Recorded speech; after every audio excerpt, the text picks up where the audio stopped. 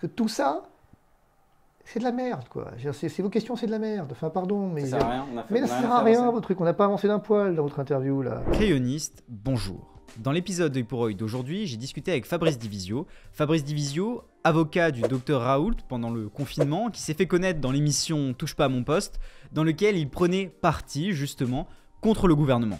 Il ne faut plus rien penser, il faut obéir. Ça va, vous? C'est pas moi qui l'ai dit, c'est Olivier Véran qui l'a dit. Jusqu'à très récemment, ces positions, que certains qualifient d'anti-vax, sont très à rebours de la politique gouvernementale actuelle. Fabrice Divisio s'était fait remarquer notamment en ne voulant pas participer à l'émission à l'intérieur puisqu'il n'avait pas de passe sanitaire. Avec lui, on a donc parlé des libertés de notre régime actuel. Est-ce que nous sommes en dictature ou est-ce que nous sommes dans un régime libre? Est-ce qu'il faut se faire vacciner? Est-ce que le pass sanitaire est quelque chose de juste? Et on a même un peu débordé sur la fin en évoquant le sujet de la fin de vie. Vous aurez d'ailleurs l'avis de Fabrice Divisio là-dessus. Mais je voulais savoir, est-ce que vous êtes pour ou contre le pass sanitaire?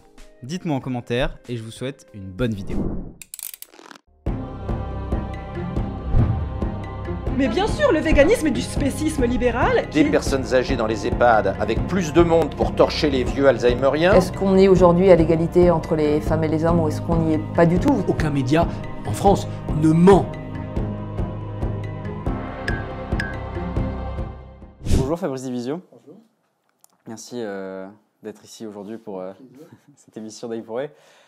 Fabrice Divisio, vous êtes avocat, vous vous êtes fait connaître du grand public lors de la crise du Covid, très récemment, en défendant notamment le professeur Didier Raoult, ainsi que le collectif de soignants C19, pour lequel vous avez notamment déposé plainte contre plusieurs membres du gouvernement critiquant leur gestion de la pandémie.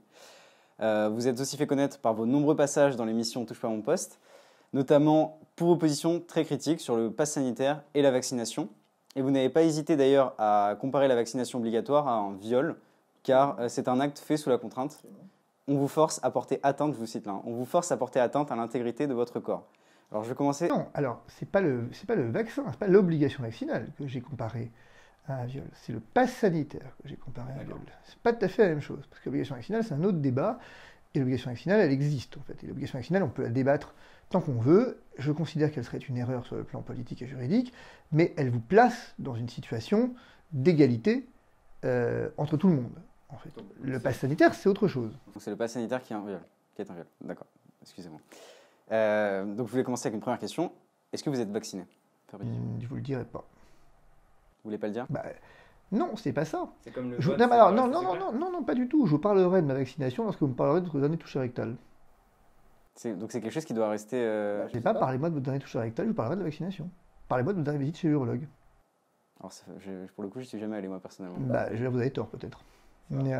Mais ce que je veux dire, c'est qu'à un moment donné, si vous voulez, qu'est-ce que c'est que cette société dans laquelle... D'ailleurs, vous me posez la question, est-ce que je suis vacciné? Pardonnez-moi, mais je vais vous répondre en réalité. Je me reviens en arrière, je vais vous répondre. Oui. Vous êtes vacciné? Absolument. Et vous êtes opposé à ce que les gens se vaccinent ou pas? D'abord, les gens font ce qu'ils veulent, mais oui, je suis vacciné. D'accord. Est-ce que ça paraît pas contradictoire qu'on... Je suis vacciné contre le tétanos, que je suis vacciné contre la méningite, le méningocoque, que j'ai mon BCG à jour, ça serait contradictoire, ça vous pose un problème? Rassurez-moi. Ah non, moi ça me pose aucun problème. Rassurez-moi, je veux dire, la circonstance que je sois vacciné contre plein de pathologies, mais pas le Covid, vous est pas indifférent. J'espère que vous vous souciez de mon état de santé global et que ce qui vous intéresse, c'est pas juste la capacité que j'aurai à contracter le Covid, qui est finalement l'un dans l'autre en termes de probabilité de décès, quand même la maladie qui reste, au regard de mon état de santé, la moins probable. Je ne dis pas que c'est impossible, mais je dis que quand on regarde les chiffres de décès d'autres pathologies, d'autres maladies infectieuses contre lesquelles je suis parfaitement à jour de vaccin, pourquoi personne s'y intéresse? Non, je vous pose la question notamment par rapport à vos prises d'opposition qui peuvent inciter peut-être certaines personnes à justement ne pas faire la vaccination. Et du coup, le fait de savoir si vous ou pas vous êtes vacciné, est-ce que c'est contradictoire avec vos positions? Je vous pose ma question. Est-ce que votre question c'est est-ce que vous êtes vacciné contre le Covid ou est-ce que vous êtes vacciné tout court? Alors je reformule pour être très précis, est-ce que vous êtes vacciné contre le Covid-19? Et je vous repose du coup ma question, pourquoi le Covid-19 vous intéresse à l'exclusion de toutes les autres pathologies? Vous découvrez la vaccination? Ah non, pas du tout. Alors pourquoi cette question vous intéresse plus que les autres? Pourquoi est-ce que Mais parce que est-ce vous que pensez vous pas qu'il y a un savez pas, sujet aujourd'hui sur la vaccination et que c'est une responsabilité? Il y a un sujet parce que les médias en font un sujet. Mais je suis désolé, mais par exemple la grippe. La vaccination des enfants contre la grippe est un vrai sujet qu'on devrait se poser chaque année. Mes enfants sont vaccinés contre la grippe. Parce qu'aujourd'hui, la grippe, elle fait plus de décès chez l'enfant. Enfin, maintenant, ils sont plus tellement enfants, ils sont plus vaccinés, mais quand ils étaient en bas âge, ils étaient vaccinés contre la grippe parce que c'était un vaccin, c'était une pathologie qui faisait largement plus de décès chez l'enfant.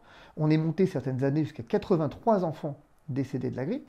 Aux États-Unis, ça reste effectivement un vaccin obligatoire dans certains États, même je crois au niveau fédéral d'ailleurs. Et pour le coup, personne s'y intéresse à ça. Donc la grippe est un plus grand danger que le Covid-19? Pour l'enfant, la grippe est un plus grand danger que le Covid. Pour l'adulte, pour certains adultes peut-être également, j'en sais rien en réalité. Mais par exemple pour l'enfant, c'est aujourd'hui clairement un virus plus dangereux. Et pourtant, personne du matin au soir, chaque année, ne vient effectivement vanter l'intérêt de la vaccination contre la grippe pour les enfants, alors que pour le coup, ce serait loin d'être stupide. Pourquoi alors? Pourquoi on s'intéresse au Covid-19, pas à la grippe? Ça, c'est à vous de me le dire, pas à moi. Moi, je veux dire, la raison pour laquelle on s'y intéresse, c'est ce que je cherche depuis 1 an. Pourquoi on s'y intéresse? Pourquoi est-ce que tout à coup, cette pathologie qui a rempli les hôpitaux, quand même, vous le savez, en moyenne de 5%, la question qui m'intéresse, c'est pourquoi? Pourquoi est-ce que tout à coup, on a eu un pic épidémique certain en mars 2020 où il s'est passé un truc, ça, il n'y a aucun doute, mais reprenez les courbes, effectivement, depuis mars 2020, et venez m'expliquer ce qui s'est passé. Venez m'expliquer, depuis mars 2020, excusez-moi, mais il ne se passe plus grand-chose sur le territoire national concernant cette épidémie. Alors j'entends, hein, on me dit, oui, mais vous vous rendez compte, certains jours, il y a, je sais pas, 50, 60, peu importe combien de morts. Oui, c'est trop. Toute l'Europe est à présent concernée par cette 5e vague. Le taux d'incidence sur 7 jours, il dépasse 270 pour 100 000 habitants, alors qu'il est de 48,5 au niveau mondial. L'Europe représente aujourd'hui 67% des nouvelles contaminations recensées dans le monde. Mais il y a d'autres causes de décès dans ce pays.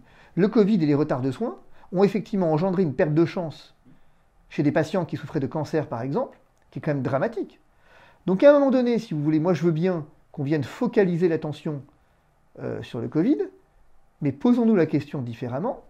Est-ce que finalement, aujourd'hui, cette focalisation, elle n'est pas un arbre qui cache une forêt? Je vous rappelle que la tuberculose... Eh bien, peut-être effectivement la forêt du sensationnalisme, qu'au fond, on accepte de faire de la santé publique que sous couvert de sensationnalisme. On nous avait déjà fait le coup à H1N1, on nous refait le coup aujourd'hui, alors qu'il y a d'autres pathologies bien plus meurtrières auxquelles personne ne s'intéresse. Je vous rappelle que la tuberculose, par exemple, tue en Afrique de manière vertigineuse, largement plus que le Covid. Je vous rappelle qu'aujourd'hui, le sida, on n'a toujours pas trouvé finalement de vaccin et c'est regrettable. Je vous rappelle, on a fait une avancée majeure sur le plan thérapeutique, mais je vous rappelle quand même que nous avons aujourd'hui des pathologies dont les gens souffrent au quotidien et qui n'intéressent personne. Je vous le redis pour la grippe, je suis effaré de constater que la grippe n'est pas un sujet pour les enfants, alors qu'elle mériterait à l'être. Et donc, selon vous, les médias se focalisent trop sur le Covid-19 et c'est ce qui entraîne aussi des décisions politiques? Les médias influencent trop les politiques? Si vous voulez, je pense que c'est plus compliqué que ça. Je pense qu'aujourd'hui, je sais que j'ai une chronique régulière sur Beurre FM, et hier, pour ma première chronique, je parlais effectivement de oracle du Seigneur. Vous savez, les prophètes, dans l'Ancien Testament, quand ils annonçaient une prophétie, ils disaient « Oracle du Seigneur à mon Seigneur ». C'est la parole du Seigneur. Eh bien aujourd'hui, on a remplacé la parole du Seigneur par la parole scientifique. La parole scientifique est devenue une nouvelle religion, et on ne jure que par le scientifique qui lui-même ne sait rien. C'est ça le problème de fond. C'est que quand effectivement le prophète parlait de l'oracle du Seigneur, il y avait une espèce d'intemporalité de la parole. Aujourd'hui, toutes les décisions semblent prises sur la parole scientifique relayée par les médias. Quand vous avez effectivement des pro-confinements c'est quand même curieux, regardez les confinements. L'année dernière, vous aviez tous les jours, des types qui se bousculaient à la télé pour expliquer qu'il fallait confiner. Ok, finalement on a confiné. Pour finalement ensuite dire, ouais bon, peut-être qu'on n'aurait pas dû finalement. Mais du coup, le jour où les pouvoirs politiques a dit on confine, ça y est, vous n'entendiez plus les enfermistes venir finalement le réclamer. Il n'y avait plus de problème à l'hôpital, il n'y avait plus rien. Le problème à l'hôpital, c'est qu'on ne confinait pas. On a quand même menacé, il faut quand même que vous vous rendiez compte l'année dernière. On est allé dire, si vous ne confinez pas, on va refuser des patients. C'est ça qu'on a fait quand même. Qu'est-ce que vous vouliez que fasse le pouvoir politique? Est-ce qu'il avait un choix autre que venir finalement se laisser tordre un peu le bras? Alors certes, il en est en partie responsable, mais il y a une volonté, si vous voulez, très claire aujourd'hui de la part du scientifique d'influencer le politique. Pourquoi? Pourquoi? Mais parce que c'est comme ça. Le scientifique agit dans le bien commun aussi. Quoi, le scientifique? Oui. Non, le scientifique agit dans son intérêt individuel d'abord. Quel intérêt il aurait? L'intérêt individuel, c'est le sien. L'intérêt de Oui, la je gloire. sais, mais- Non mais je veux dire, privez-moi les Jérôme Marty, les Jean-Paul Hamon, privez-moi les Gilbert Deray et tout ce monde-là, les mégarbanes de télé. Ils le font par mégalomanie? Hein? Ils le font par mégalomanie? Ils le font par attrait de la lumière, évidemment. Enfin, vous vous rendez compte, parce que, excusez-moi, vous le connaissiez, Megarban, avant vous? Mais Vous connaissez Megarban? je vous connaissais pas non plus, Ben oui, avant la crise du vous Covid. aviez raison de ne pas me connaître. Je veux dire, en l'occurrence, vous auriez raison de ne pas me connaître. La différence, c'est que moi, mes positions, depuis 20 ans, elles n'ont pas bougé d'un poil. Pas un poil. Je veux dire, le fait est que, si vous voulez, et moi, à la différence de Megarban, c'est que je passe pas ma journée à donner des conseils médicaux à la télé. Je passe pas ma... Vous vous rendez compte, quand même, on a affaire quand même à quelqu'un, je crois que c'est lui, qui récemment était allé dire que le virus, enfin le vaccin était atteint, le virus, le variant Delta, était atteint d'un GPS, quasiment était affecté d'un GPS, qui ciblait les personnes non vaccinées. Et je suis censé gober ça. Vous avez un Gilbert Deray qui vous explique qu'on fait des IRM aux gamins, et qu'on retrouve des traces, des cerveaux qui sont ceux des vieux d'un maladie d'Alzheimer. Vous avez fini, les gars, là? Ça y est? On peut arrêter 5 minutes? On peut arrêter 5 minutes et tous souffler? Ça, vous voyez, bah, en fait, c'est pas compliqué. Si vous voulez, moi, j'ai découvert un truc avec cette crise qui n'est pas inintéressant. C'est effectivement, vous avez raison, l'effet de la médiatisation. Il y a un effet pervers dans la médiatisation, en fait. Pourquoi je suis parti? Pourquoi est-ce que, regardez, cette année, je ne suis plus sur TPMP? Vous y avez été récemment, je crois. Oui, enfin, je suis très Il y a quelques jours. parcimonieuse, enfin. Fabrice Divisio est de retour. Eh ben, Divisio est de retour. Alléluia. Divisio est de retour. Alléluia. Fabrice, qu'avez-vous pensé? Et je refuse en moyenne 6 à 7 interviews par semaine. Sur TPMP? Enfin, TPMP, je refuse deux passages semaine en groupe, ce qui m'appelle 3-4 fois. Donc je refuse 2 passages semaine, et j'y vais vraiment de manière très parcimonieuse. Et les autres médias, j'y vais quasiment plus. En fait, pourquoi TPMP, j'y suis retourné? Parce que j'avais un engagement moral vis-à-vis de Cyril, et donc j'étais un peu mal à l'aise à l'idée de le rompre aussi brutalement. Mais finalement, ça s'est un peu étiolé dans le temps, donc ça me va très bien. Mais il y a un phénomène intéressant dans l'hypermédiatisation, c'est qu'au bout d'un moment, vous prenez le risque de goûter à une forme de, comment je vais dire, de dépendance, quoi. Il y a une espèce de tentation là-dedans, diabolique, de l'addiction.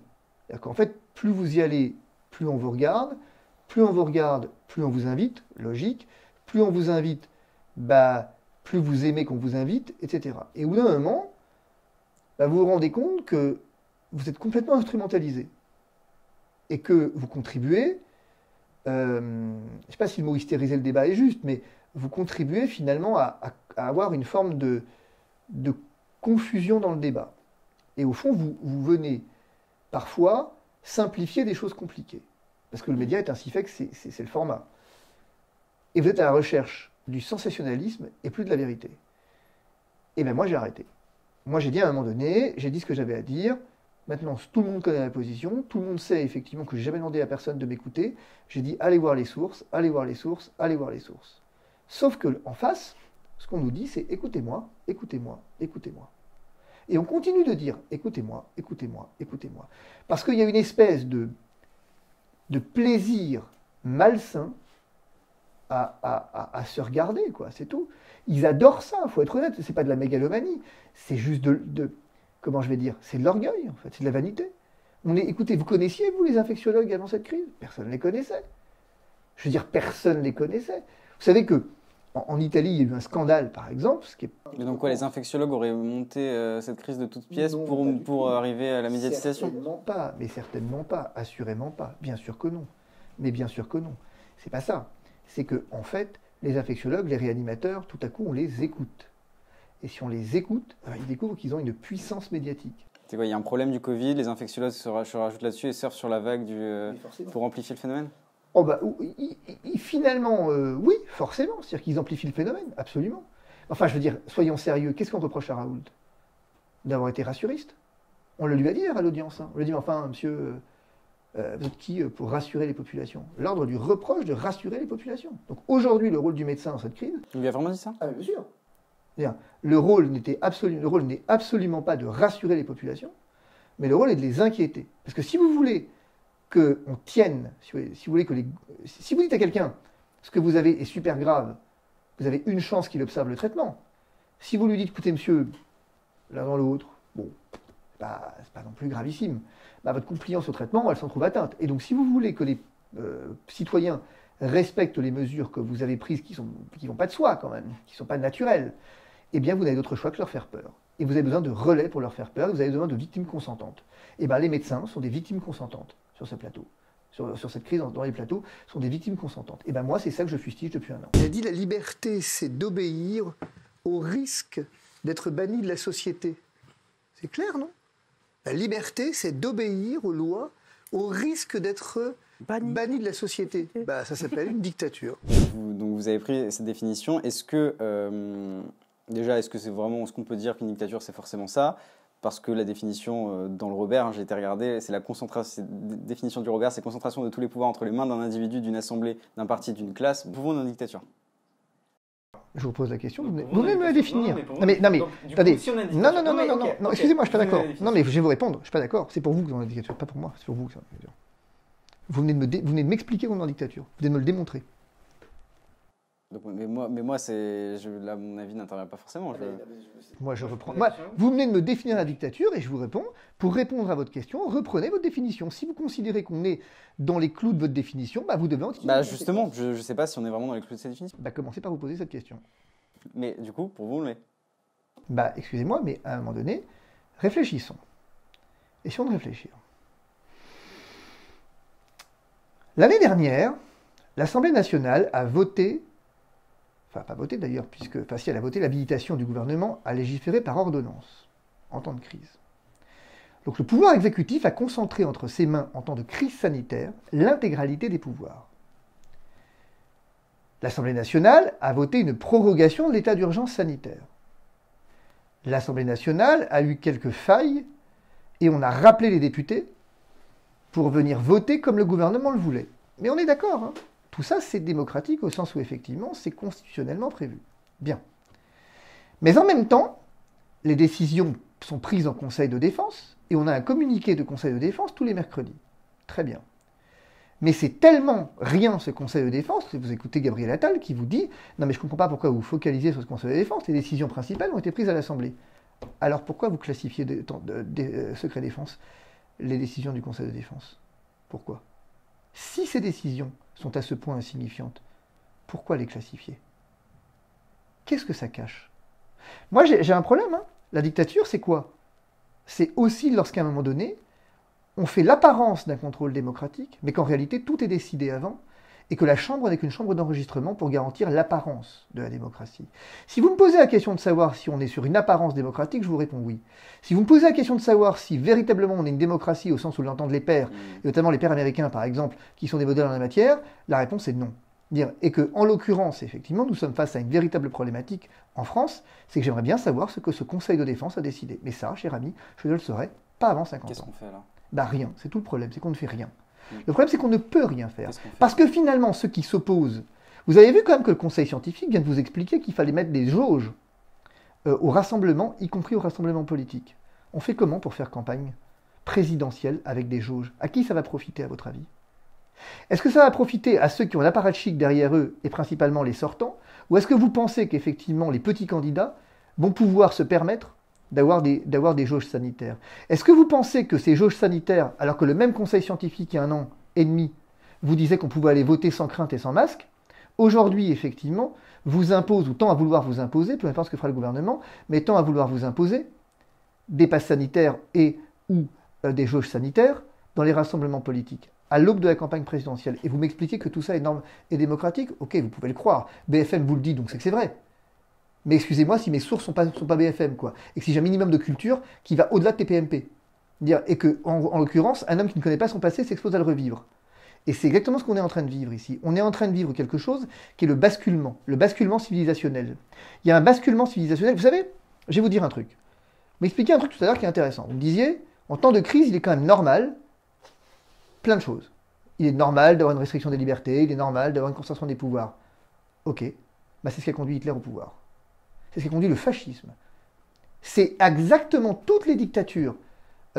À chaque fois, hein, je parle que de celle-là, mais on pourrait en citer bien d'autres, mais à chaque fois et systématiquement, c'est toujours à la faveur d'une crise qu'on a ça. Je me permets de vous rappeler que, par exemple, le Patriot Act, tant voulu par Éric Ciotti et d'autres encore, par Valérie Pécresse, c'est quand même celui qui certes a été voté par une assemblée, mais exécuté par une administration sans aucun contrôle, et que par exemple, on a mis des gamins en prison parce qu'ils étaient musulmans, et on les a quand même, je suis désolé, hein, on les a quand même effectivement fait pourrir au sein de geôles américaines sans aucun contrôle de juge indépendant. Donc si ça, c'est pas la définition de la dictature, ben, je sais pas ce que c'est en fait. Mais évidemment, c'est une dictature sous couvert de démocratie, parce que c'est la plus efficace. Et comment on lutte, du coup, si c'est une dictature? C'est tout le problème de comment on lutte. Vous avez raison. Parce que, à la fois, genre, est-ce que si on est contre, justement, en s'opposant, par exemple, à la mise en place du pass sanitaire, à certaines prérogatives obligatoires, peut-être, pourquoi pas un vaccin obligatoire, est-ce qu'en faisant ça, on ne participe pas justement à mettre en danger la population par rapport au Covid-19? Parce que là, du coup, on est parti dans possiblement des dérives totalitaires beaucoup plus graves que ce qui existe aujourd'hui. Je suis d'accord avec vous. Je suis d'accord avec vous. Je pense qu'effectivement, je suis un individu extrêmement dangereux parce que les opposants politiques sont toujours des gens dangereux. Vous vous considérez comme quelqu'un de dangereux? Ah bah oui, je me considère comme quelqu'un de dangereux. Vu effectivement le gouvernement, oui, je suis quelqu'un de très dangereux. Je suis un opposant politique, donc je suis forcément très dangereux.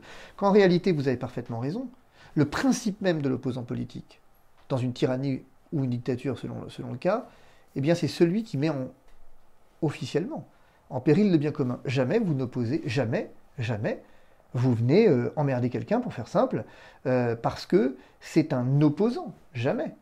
Non, vous vous contentez de dire qu'en fait, il gêne en ce qu'il ne comprend pas le bien commun, en ce qu'il trahit les intérêts de la nation, en ce que. C'est ça, en fait. Jamais, si vous voulez, on va faire plus simple. Hein. Bon, enfin, vous n'êtes pas non plus... vous n'êtes pas condamné, vous n'êtes pas... Enfin, je suis un peu poursuivi, quand même. Je poursuis pour ma liberté d'expression. J'ai quand même un ordre des avocats qui, quand même, me poursuit exactement, sous couvert de délicatesse, pour ma liberté d'expression. Le même ordre qui, quand même, a fait un communiqué de presse pour montrer qu'il était favorable au pass sanitaire comme outil d'incitation à la vaccination, quoi que ce soit illégal. Donc si vous voulez, évidemment, si vous me posez la question de savoir est-ce que je moisis au fond d'un trou, je suis d'accord, pas encore, mais le fait est que... pas encore, mais excusez-moi, mais c'est une question de... Alors, d'abord, qui vous dit comment ça va évoluer? C'est le premier point. Qui vous dit? Là où, si vous voulez, là où je suis effaré quand même sur un point, c'est que c'est quand même dingue d'avoir aussi peu de culture historique et aussi peu de culture philosophique.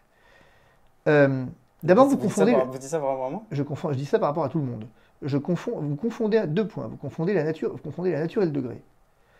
Il y a une nature politique qui est la concentration des pouvoirs, et il y a des degrés dans cette concentration qui vous font effectivement basculer dans les degrés, pas dans la nature. C'est la différence entre la nature et le degré. Ensuite, deuxième point. Là où il y a une difficulté majeure, c'est que chacun dit « Non mais attendez les gars, on n'est pas en dictature. La preuve, vous n'êtes pas encore arrêté. » Ok, donc si demain je suis arrêté, on sera en dictature? Mais non, on n'est pas en dictature parce que vous avez été jugé. Ok, si je suis jugé, on sera en dictature? Ah bah non, parce que vous avez possibilité de faire appel. Ok, et si je fais appel et que je suis condamné? Ah bah vous avez été condamné en appel par des juges indépendants, donc effectivement on n'est pas en dictature. Ok, sauf que quand vous en avez... Et puis finalement, on se rendra compte que les juges n'étaient pas si indépendants que ça. On se rendra compte que peut-être l'indépendance, c'était un mot un peu compliqué, et surtout une apparence d'indépendance, mais il sera trop tard. C'est ça la différence. Quand vous avez un Conseil d'État qui est capable de laisser des gens en prison, sans juge, quand vous avez un Conseil d'État qui, en mars 2020, sous couvert de crise, laisse des détenus, écoutez bien, laisse des détenus en détention provisoire, sans contrôle du juge des libertés, et dit non, c'est normal, écoute, il y a la crise, voilà. Vous vous rendez compte de ce qu'il fait là? Ce juge, issu des rangs de l'administration, vient couvrir l'administration. Le juge des référés liberté. Parce que comme je suis un vilain dangereux, j'avais demandé des masques pour effectivement notamment les soignants. Qu'est-ce qu'il a répondu? C'est vrai, il n'y a pas de masque, il n'y a pas de masque. Donc je ne peux pas condamner l'État à vous en fournir, il n'y en a pas.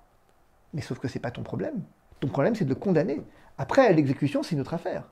Donc on a un pouvoir judiciaire qui vient protéger le pouvoir exécutif, et pour ne pas mettre en difficulté, vient effectivement mettre en danger les populations en leur refusant ce qui, paraît-il, était utile, qu'étaient les masques.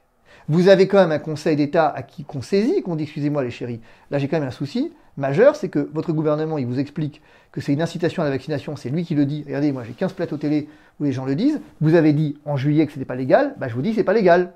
Je dis non, mais bon. Vous ne prouvez pas que c'est une incitation à la vaccination. Tout ça est bien fait pour protéger les citoyens de l'épidémie. Ok, donc vous vous foutez de moi jusqu'au bout, et vous allez me dire qu'on est en démocratie. Eh bien, vous pouvez le croire. Et moi, je peux croire que la Terre est plate. Vous comptez vous engager en politique? Je suis déjà engagé en politique.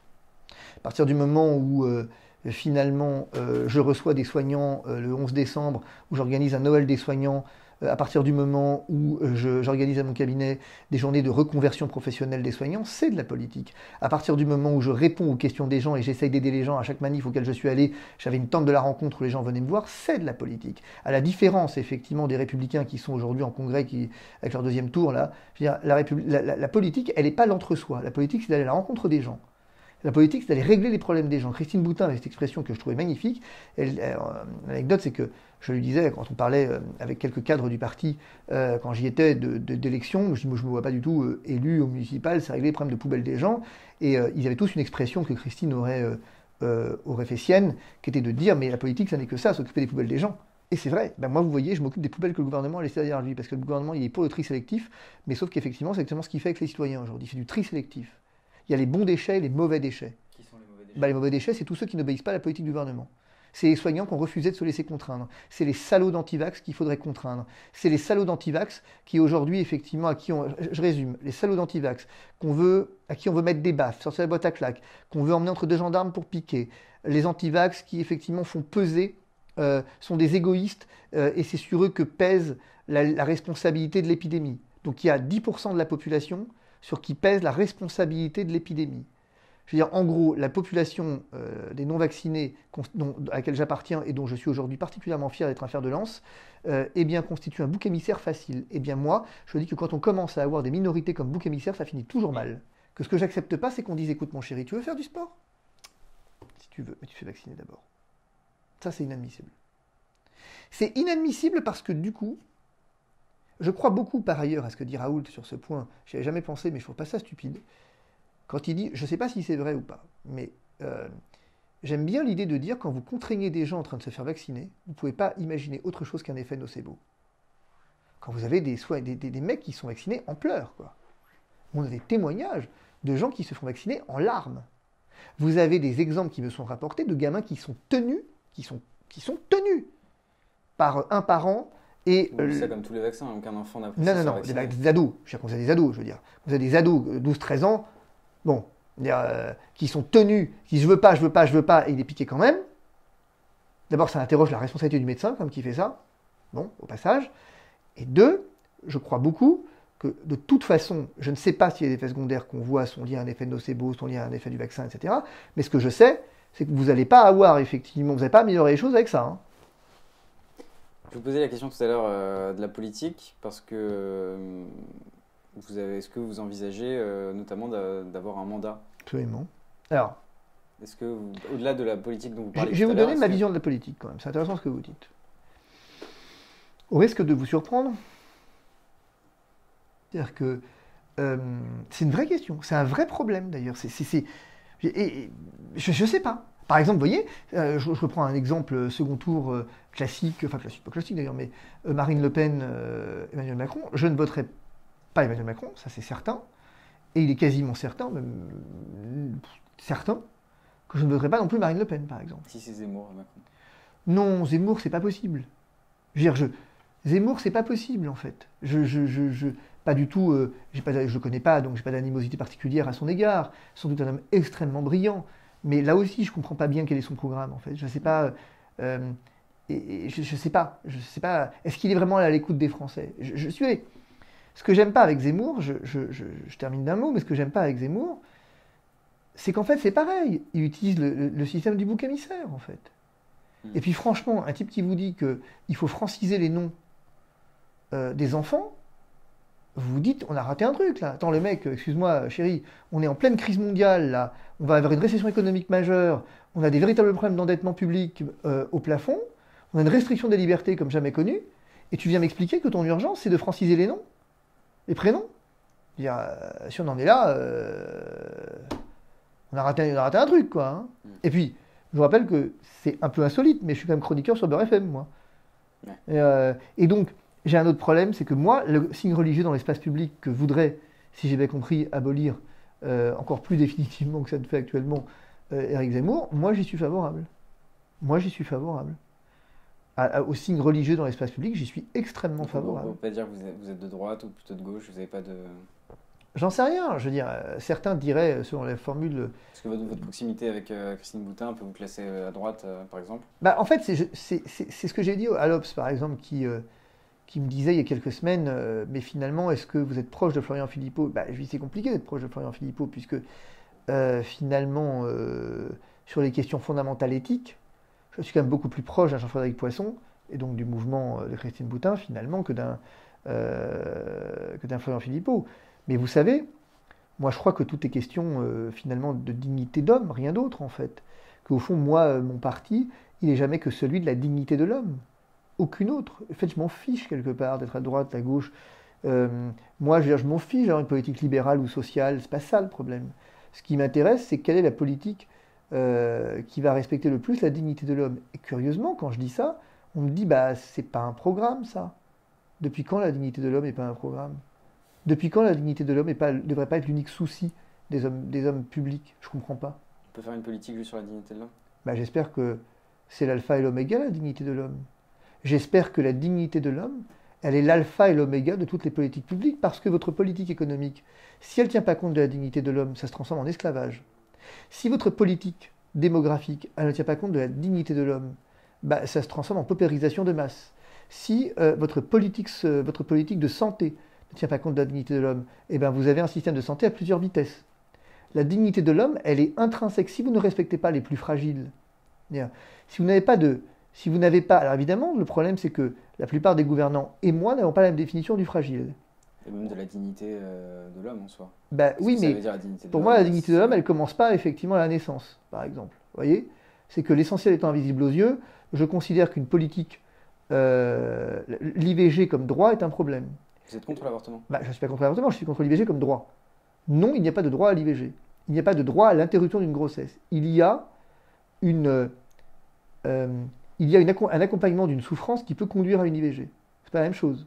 Je suis exactement dans l'esprit de la loi Veil. La loi Veil, qui d'ailleurs a introduit, à mon avis, on va en reparler, a introduit un bien dangereux précédent. Je pense qu'il y a un accompagnement qui doit être le plus mesuré possible. Et que la vie doit avoir le dernier mot le plus longtemps possible. Elle doit avoir le dernier mot dans le plus de circonstances possible, et que tout le reste n'est qu'accidentel. Mais faire de ce que Aristote qualifiait d'accident une règle, c'est très dangereux. Parce qu'au bout de la chaîne, vous avez l'euthanasie. Voilà. Mais que je suis un catho réac de droite, évidemment, c'est normal pour moi. Mais je suis désolé. Je n'ai jamais dit que vous étiez un catho réac de droite. C'est moi qui le dis, il n'y a pas de problème. Catho réac de droite qui traîne avec Philippot, si vous vous souvenez. Et qui s'autoflagelle, qui aime la souffrance. Mes enfants, quand ils souffrent, ils se prennent des claques parce qu'il faut souffrir plus. La souffrance comme rédemption, vous savez. Moi, je suis un doloriste. Et le truc, c'est que, si vous voulez, à un moment donné, ce qui m'embête, je vais vous dire ce qui m'embête. C'est pour ça que j'aime pas les médias. Je vous aime pas. Non, mais je vous aime pas, c'est comme ça. Moi, je vous aime beaucoup, en tout cas. Mais moi, je vous aime pas. C'est comme ça, je vous aime pas. Je vous aimais pas il y a 1 an et demi, je vous aime toujours pas. Je vous aime pas parce que tout ça, c'est de la merde, quoi. C'est vos questions, c'est de la merde. Enfin, pardon, mais ça sert à rien. Mais ça sert à rien, vos trucs. On n'a pas avancé d'un poil dans votre interview, là. Je veux dire, finalement, je comprends bien l'idée. J'espère que la vidéo fera des vues, vous serez contents. Mais à la fin, on n'aura pas avancé d'un poil dans le débat. Pourquoi? Parce que... pour terminer, je vais poser 2 dernières questions qu'on pose à tous nos invités. Est-ce que vous avez une personne que vous souhaiteriez voir dans ce format d'interview? Quelqu'un que vous aimez ou que vous n'aimez pas, d'ailleurs? Non. Non, personne? Non. La chaise vide. Oui. Il faut arrêter ce genre d'interview. Oui, on arrête. Est-ce que vous avez une citation que vous aimeriez que les gens... Il n'est de richesse que d'homme. Jean Baudin. Très bien. Merci beaucoup. Je vous en prie. L'épisode d'Œil pour Œil est terminé, j'espère qu'il vous a plu. Si c'est le cas, n'hésitez pas à vous abonner, à activer la petite cloche pour être notifié lorsqu'une prochaine vidéo sortira, à mettre un j'aime et à nous laisser votre avis en commentaire, ça nous intéresse. C'était Antonin pour Le Crayon, salut.